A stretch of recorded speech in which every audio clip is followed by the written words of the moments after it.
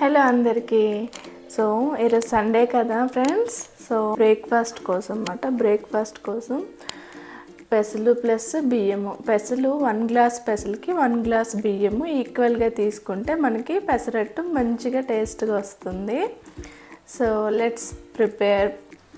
పెసలను మంచిగా వాష్ చేసుకొని మిక్సీ జార్లోకి అయితే తీసేసుకుందాం. దీంట్లోకి వాటర్ అండ్ సాల్ట్ వేసేసుకొని మిక్సీ చేసుకుందాం.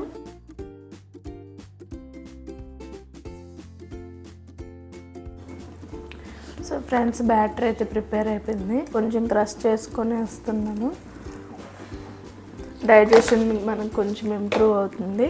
అండ్ ప్యాన్ వచ్చేసరికి వేడవుతుంది. ఐరన్ కుక్వేర్ ప్యాన్ ఆర్డర్ చేశాను కదా, అదే ప్యాన్ మాట. హీట్ అయిపోయింది ప్యాను. నెక్స్ట్ మనం ఇప్పుడు దోశ వేసుకుందాం ఎంచగ్గా.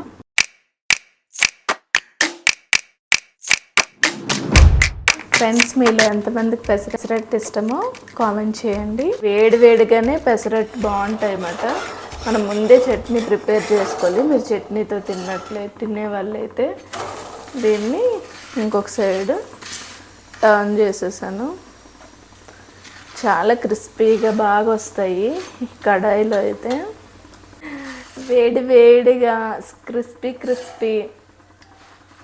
పెసరట్టు అయితే, పెసర దోశ రెడీ. స్టవ్ ఆఫ్ చేసి దీంట్లోకి నేను గ్రీనే కాంబినేషన్ పచ్చడి ఉంది.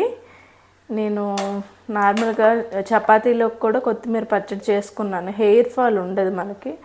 అప్పుడప్పుడు కొత్తిమీర తీసుకోవాలి. కిందకి ఆలస్యం, లెట్స్ ఈట్. వేడి పెసరట్టులోకి కొత్తిమీర చట్నీ వేసుకొని తింటుంటే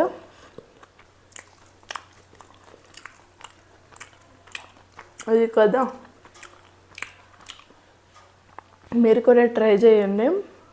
కొత్తిమీర పచ్చడి విత్ పెసరట్టు కాంబినేషన్ వేరే లెవెల్. ఇప్పుడు దర్శక్ తినిపిస్తాం. వాడు ఎలా ఉందో చెప్తాడు. ఓకేనా? చట్నీ వద్దంట దర్శికి. ఓకే.